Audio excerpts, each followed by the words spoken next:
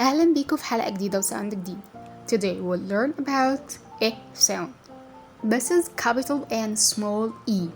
Letter E says E. E. يلا نشوف مين أصحاب ال E sound. E for elephant. E for eraser. E for eggplant. E for egg. E for envelope. E for elbow. Let's learn how to write capital and small E. Capital E, we start from the upper line to the lower line.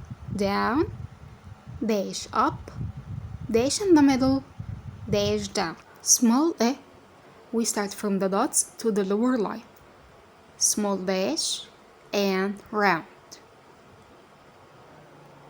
Now circle the beginning sound.